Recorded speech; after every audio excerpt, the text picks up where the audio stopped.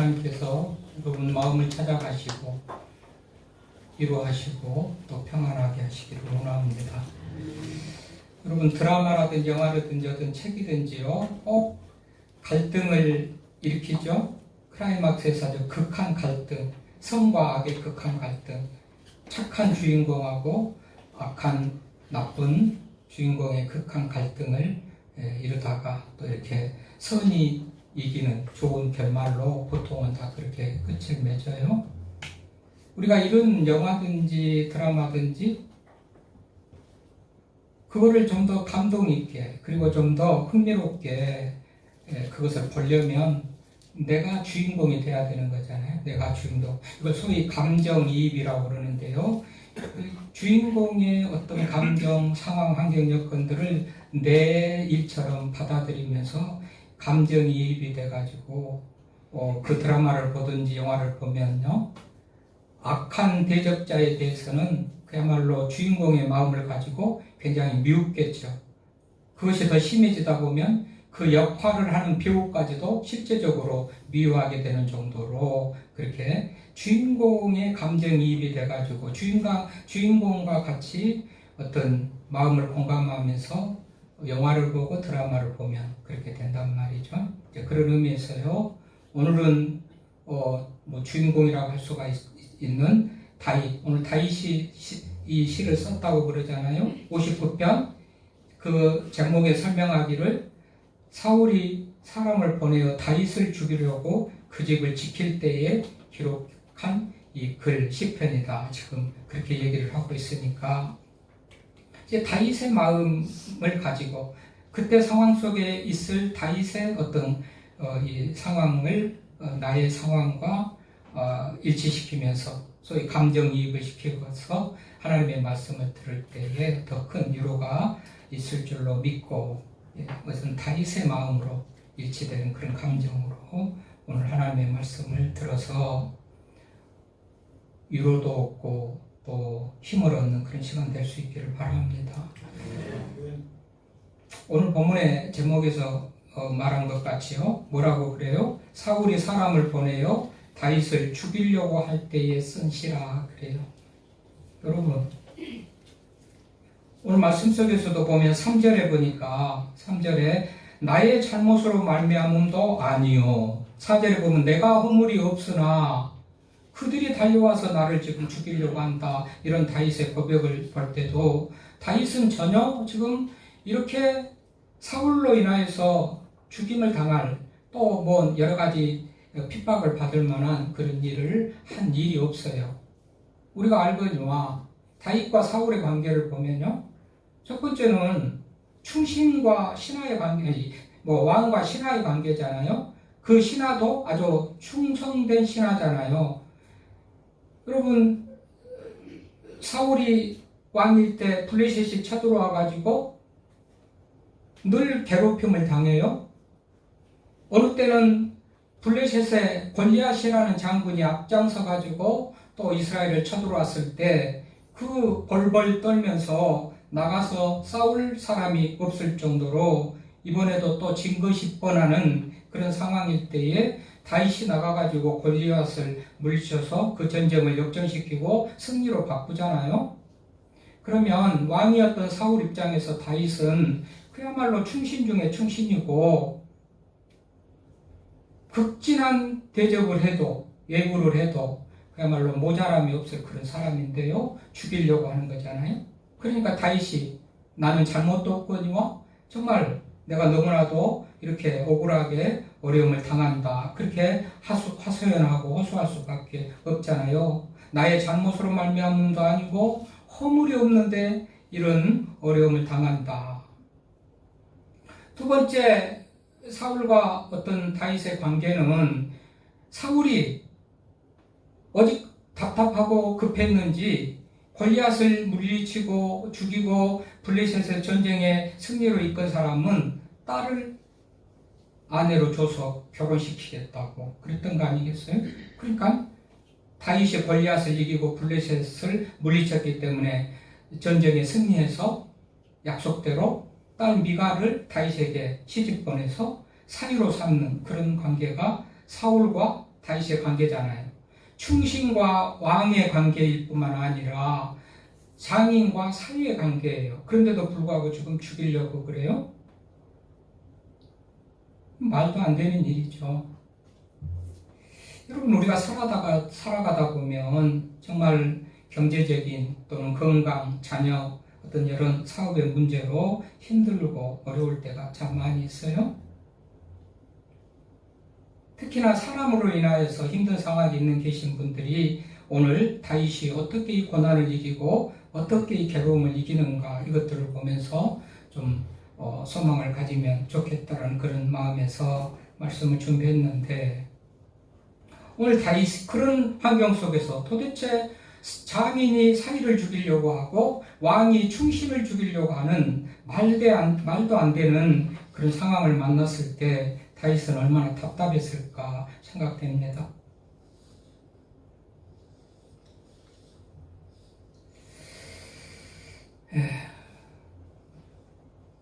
산호라면 우리들도 원치 않게 어떤 이런 일들을 만나죠. 우리들에게 사울은 누굴까요?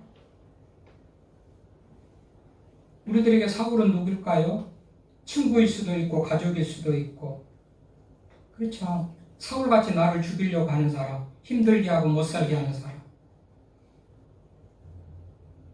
친한 친구일 수도 있잖아요. 가족 중에서도 그렇잖아요. 다른 누구보다도 가족들이 나를 힘들게 하는 그런 경우도 있고, 친구도 그렇고, 교회 안에서 성도들도 그렇고, 끼리끼리도 그렇고. 여러분, 이럴 때에 정말 살만 나지 않겠죠. 세상에 장인이 나를 죽이려고 그래? 세상에 왕이 나를 죽이려고 그래? 말도 안 되는 일이 벌어질 때 우리는 얼마나 난감하겠느냐 말이죠. 여러분, 우리들에게도 살아가다 보면 사울과 같은, 여러분, 도대체 그 사람은 안 하겠지, 다 나를 죽이려고 그래도 그 사람은 안 하겠지 했고 믿었던 만한 그 사람이잖아요. 그럴 때는 상처가 더 크겠죠. 실망이 더 크겠죠. 낙담이 더 크겠죠. 그럴 만한 사람, 저 사람은 충분히 그럴 만한 사람이야 하는 사람이 나에게 상처를 주면 그 상처가 좀 덜할 수도 있겠고, 네가 그럴 줄 알았다라는 그런 마음도 가질 수가 있겠지만, 네가 그래? 네가 그래? 이런 마음을 가질 때에 그 상처는 더 크지 않겠냔 말이죠. 지금 다윗이 그런 형편 가운데 있어요. 얼마나 공고한지 1절부터 3절에 보니까 하나님이여 나의 원수들에게서, 그 대적자 원수라고 그럽니다. 사울이 보내는 사울의 어떤 신복들을 원수라고 그래요. 나를 건지시고 일어나 치르는 자에게서 나를 높이 드소서. 악을 행하는 자에게서 나를 건지시고 피 흘리기를 즐기는 자에게서 나를 구원하소서. 내 생명을 해하려고 하는 그들에게서 나를 구원해 주셔서. 이렇게 말하는 것을 보면 얼마나 다윗이 상황이 그야말로 공고하고 괴롭고 힘들었는지를 알 수가 있어요. 그래서 오늘 괴로울 때 주를 보라 그랬는데, 이 다윗은 괴로울 때 다른 어떤 수단 방법, 어떻게 하면 이것을 해결할까, 어떻게 하면 대적자들을 이길까 고민하면서 다른 방법 수단을 가진 게 아니고, 다윗은 하나님을 바라보면서 하나님 앞에 도움을 구하며 기도하고 나가죠. 그래서 우리도 이 괴로움을 이기려면 괴로울 때 주를 보라, 주님을 바라보고 믿음으로 나가는 것만이 이 괴로움을 이길 수가 있겠다. 여러분, 기대했던, 믿었던 사람이 지금 현실적으로 나를 괴롭게 하는데, 그런 사람 또 찾아가서 무슨 도움을 구하고 무슨 협조를 구할 수가 있을까요? 그렇게 믿고 그럴 수 없는 사람이 나를 지금 괴롭게 하는데, 이 괴로운 일 해결하겠다고 또 다른 사람 찾아가서 해결하고 한다고 한들 그 해결이 될 수가 없는 거잖아요. 그럴 수 없는 사람, 믿을 수 없는 그 사람이 나를 지금 힘들게 하는데, 또 다른 누군가를 뭘 믿고 그 사람에게 가서 뭘 부탁을 하고 뭘 협조를 구하죠? 여러분, 우리는 사람에게 얼마나 실망당하면서 살았습니까? 그런데 좀 힘들면 사람들을 찾아가요? 그것이 해결이 안 돼요. 오늘 다윗은 하나님께 찾아가서 하나님 앞에 기도하지 않습니까? 그러면서 모든 사정을 다 하나님 앞에 낱낱이 아뢰고 고하지요. 지금 내가 이렇습니다. 하나님, 너무 힘듭니다. 내 생명을 노립니다. 나를 치려고 합니다. 그러면서 나를 높이 들어주세요. 오늘 1절에 보니까 나를 높이 들어주세요. 그렇죠? 높이 든다. 높이 든다 이 말의 언뜻은 그래요. 여러분, 애기 손을 잡고 엄마가 애기 손을 잡고 골목길을 가다가 강아지가 달려들면 강아지가 아이를 물을 새라 그 아이를 번쩍 들어서 올리는 것 같이 그런 모습이에요. 혹시 강아지가 엄마는 물릴는지 모르지만 아이가 물릴 일은 없겠죠. 그래서 나를 높이 두소서, 오늘 나를 건지고 일어나 치려는 자에게서 나를 높이 두소서, 하나님께서 나를 보호해 주시고 지켜주십시오라는 그런 얘기를 하는 것이죠. 그리고 오늘 보니까 대적자들이 한두 명이 아닙니다. 다수입니다. 그렇잖아요. 무리들이라고. 3절에 보니까 소수가 아닌 다수의 무리들이에요. 그들이 나의 생명을 해하려고 엎드려 기다리고 강한 자들이 모여 나를 치료하오니, 여러분 1대1이고 뭐 1대2고 싸움 잘한 사람은 뭐 일단 100이라고 100명 정도 덤벼들어도 이길 수가 있을까요? 어쨌든지 한두 명, 서너 명이 오면 꼭 이길 수가 있을지 모르겠지만 그들이 이게 다수입니다. 모여서 해하려고 엎드려 기다리고 강한 자들이 모여 나를 치료하오니, 3절에 달려드는 여러 사람이 약한 사람, 약골들이 아니고 강한 사람들, 여러 사람 중에서 뽑히고 뽑힌 사람들 같은 그런 사람들이 다윗을 지금 죽이려고 하니까 다윗이 어디에다가 도움을 구하며 누구를 믿고 도움을 구하겠습니까? 그래서 하나님 앞에 도움을 구하고 찾는 거죠. 하나님 도와주십시오. 아무 잘못도 없고 허물이 없는데 이렇게 사울이, 그래서는 안 될 관계에서 충신인 사울 다윗을 또는 사이인 다윗을 죽이려고 할 때에 이 다윗은 얼마나 괴로웠을까. 다윗은 괴로울 때 하나님을 바라보고 하나님의 도움을 구합니다. 그 상황을 일컬어서 개들이 6절 7절에 보면 그들이 자기에게 달려들고 이렇게 괴롭게 하는 상황을 개들이 부르짖으면서 울면서 온 골목길을 헤매면서 뭐 물어뜯을 자를 찾는 것 같은 그런 모습으로 달려든다고 그랬죠. 6절에 보니까 그들이 점으로 돌아와서 개처럼 울며 성으로 두루 다니고 그들의 입으로는 악을 토하며 그들의 입술에는 칼이 있으리기를 누가 들으리요 하나이다. 우리가 울부짖으면서 먹을 자를 물을 자를 찾는다고 한들 누가 우리 소리를 듣고 누가 나와서 저 사람 도와주겠느냐 하는 그런 상황이라는 거 아니겠어요? 특별히 입으로는 악을 토하고 입술로는 칼이 있다라는 것은 실제적으로 칼로도 죽이려고 하지만 입으로 그렇게 사람을 힘들게 하고 상처를 줬다 이런 말이 되는 거예요. 실제로 칼로도 죽이려고 그랬잖아요. 창을 던져서 죽이려고도 그랬잖아요. 하나님께서 다 지키고 막아주시죠. 뿐만 아니라 입으로도 모함을 하고 거짓 증거를 하고 거짓말을 하고 상처를 주고 아프게 하고 여러 가지 그런 일들로 지금 입에 칼을 물고 죽이려고 하는 것 같이 입으로도 온갖 해서는 안 될 말을 하면서 저주를 하고 거짓을 말하고 이런 모습으로 사람 다윗을 상처를 주고 마음을 아프게 하는 그런 상황을 지금 얘기하고 있는 거예요. 사울의 만행으로 얼마나 다윗이 마음속으로 괴로웠을까요? 피를 철철 흘리고 있는 것 같은 그런 상처와 아픔을 지금 받고 있다는 것을 알 수가 있습니다.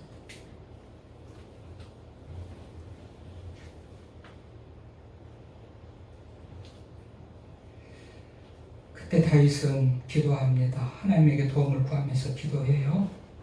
그런데 다윗이 기도할 때 그 하나님이 누구냐, 그 하나님이 어떤 분이냐는 것을 믿고 기도하는 것, 이것이 중요해요. 그런 상황 속에서 9절에 보니까 뭐라고 그럽니까? 다윗의 고백입니다. 9절 한번 읽어봅니다. 하나님은 나의 요새시니 그의 힘으로 말미암아 내가 주를 바라리이다.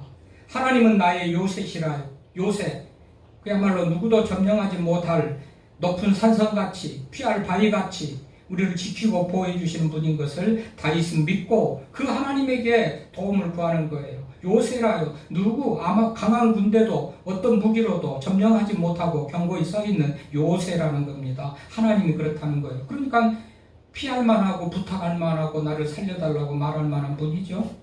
또 그의 힘으로 말미암아 누구 힘이다. 예. 하나님 힘이에요. 능력이라고 그래요. 하나님은 능력이고 힘이 있어요. 힘 있는 분이에요. 이런 하나님을 믿기 때문에, 이런 하나님이 누구냐? 이런 분이다. 이런 분을 믿기 때문에 그분에게 가서 부탁하고 도움을 요청할 만한 그런 마음을 갖는 거지.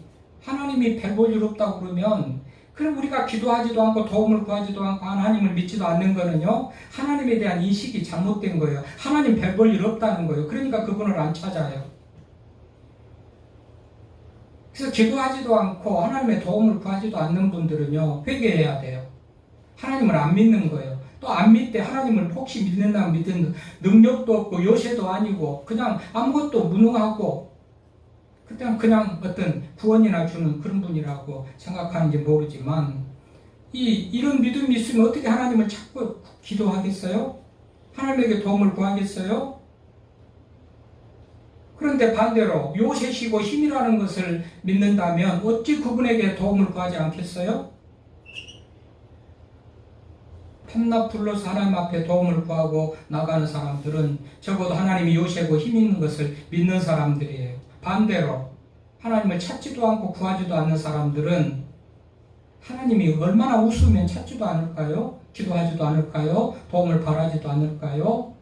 이거는 회개해야 돼요. 안 믿어야 돼요. 이런 하나님을 뭐 때문에 믿죠? 그러려면 안 믿는 거예요. 차라리 이거는 이렇게 하나님을 인정 못하면서 믿는다고 하는 것은 하나님을 망령되이 일컫는 거예요. 다윗은 이런 믿음이 있기 때문에 이 공고한 중에 하나님은 요새고 나의 힘이니 하나님 바라봅니다. 그러면서 10절에 보면 인자하심, 나의 하나님이 그의 인자하심으로 나를 영접하시며, 그래요? 하나님이 인자하신 분이에요. 그러니까 불쌍한 상황 가운데서 도움을 구하는 사람들에게 도움을 줄 수 있는 분이에요. 인자하다. 이 17절에 보면 긍휼히 여기시는 하나님이라고 그랬는데 비슷한 말이에요. 헤세드, 자비라든지 인자, 긍휼이라는 말, 헤세드, 히브리어가 같은 말이에요. 인자하시고 긍휼히 여기시는 분이에요. 불쌍히 여기는 분이니까 불쌍한 환경 가운데, 형편 가운데 있는 이들을 도와주시겠죠.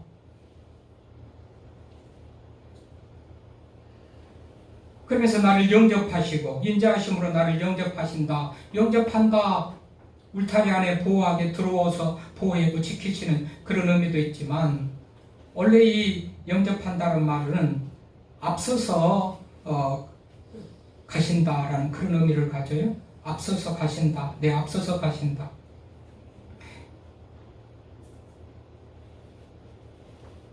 그러니까 우리 영접하면 하나님이 맞아주는 것만 같지만 내 앞서서 가신다. NIV 영어 성경에 God will go before me라고 그렇게 되어 있는데, 이 영접하신다. 내 앞에서 가신다. 나를 앞서 가신다.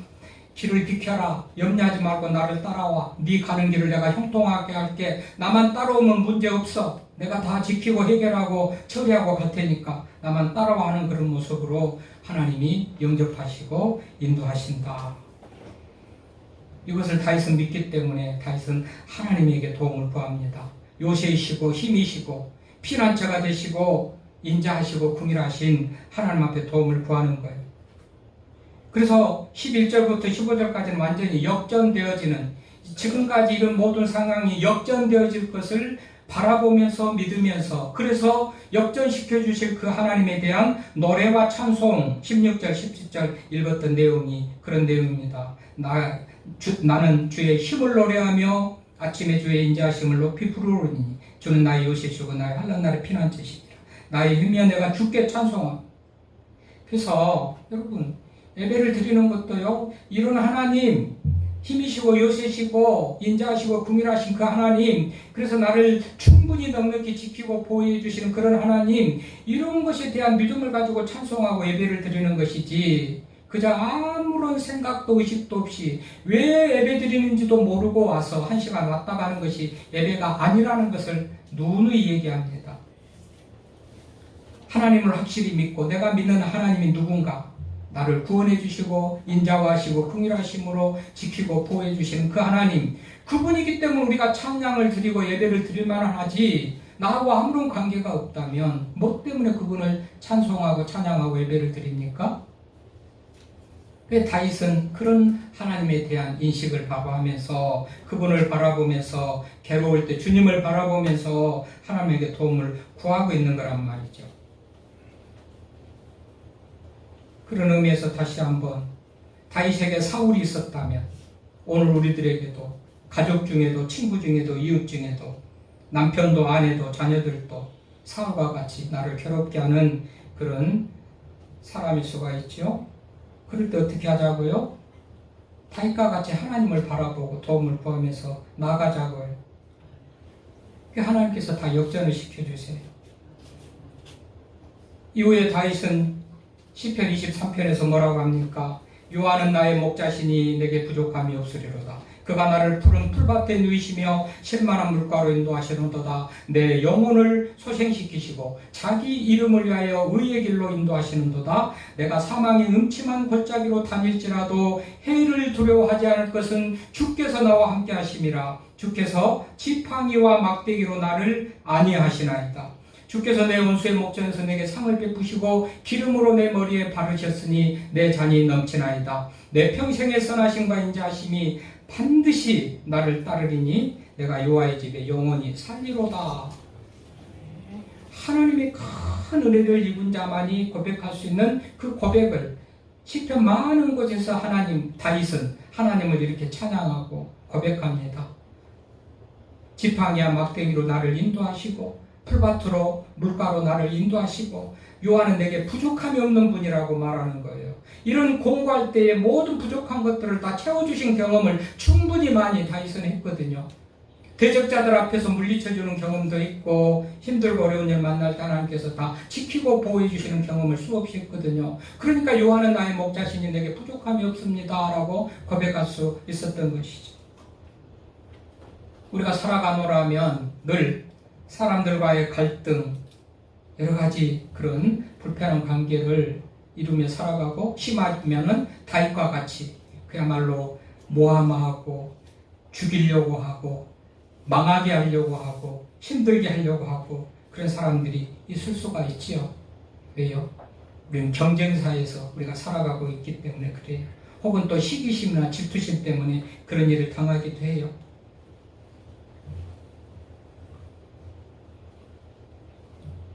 차마 우리 주변에 우리의 생명을 노리는 사람은 없을는지 모르지만, 여러분 다른 방법이나 다른 어떤 모습으로 그야말로 죽을 수 있는 그런 상황을 취하게 하는 그런 사람들이 없지 않아 있을 수도 있겠죠. 아까도 있지만 입에 칼을 물고 입으로 악독한 말을 하고 말로써 상처를 주고 저주의 말, 거짓말을 하면서 이렇게 사람들을 힘들게 하는 그런 사람들이 있을 수도 있단 말이죠. 다윗은 밤마다 잠을 못 잡니다. 그렇잖아요. 개들이 밤에 와가지고 얼마나 지저대는지 잠을 못 잔다고 말했잖아요. 개처럼 울며 저들이 점으로 돌아와서, 6절에 보니까 점으로 돌아와서 개처럼 울며 성으로 두루 다닌데 이때 어떻게 잠을 잘 수가 있겠습니까? 점으로 돌아와서 밤중에 그렇게 돌아다닌다는 거예요. 개처럼 울면서 성을 두루 다니고 입으로 악을 토하며 입술로 칼이 있어서 이렇게 노릴 때 다윗이 어떻게 편안한 잠을 잘 수가 있겠습니까?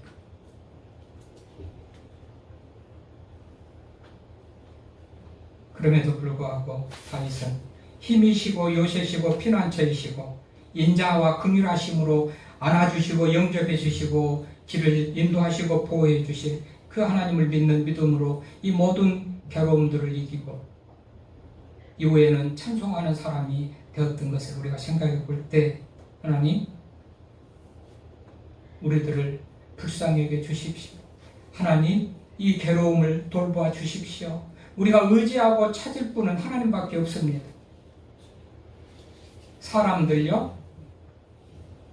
여러분 사람들 때문에 얼마나 죽을 상황, 마음 아픈 정말 괴로운 시간들을 많이 보냈습니까? 오늘 현장에서도 사울이 다윗을 죽이려고 하지 않습니까? 왕인데 충신을, 장인인데 사위를.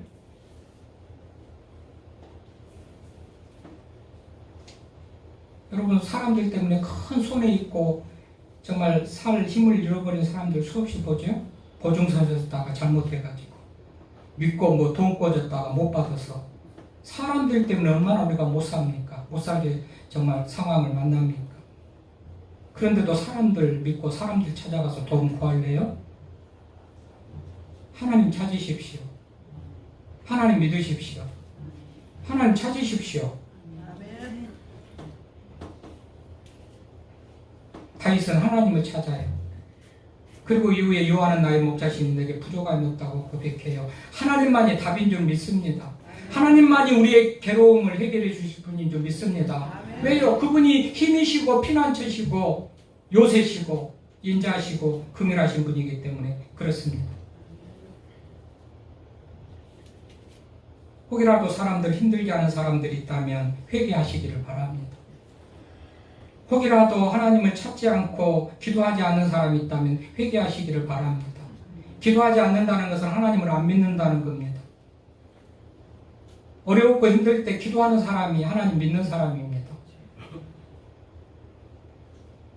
힘이시고 요새시고 인자하시고 긍휼히 여기시고 피난처신 그분을 믿으면서 그분이 주실 그런 은혜를 바라보면서 괴로울 때 주를 찾고 도와주시는 은혜를 경험하면서 다윗이 고백했던 그 여호와는 나의 목자시니 내게 부족함이 없다고 고백하며 나아가는 우리가 될 수 있기를 바랍니다.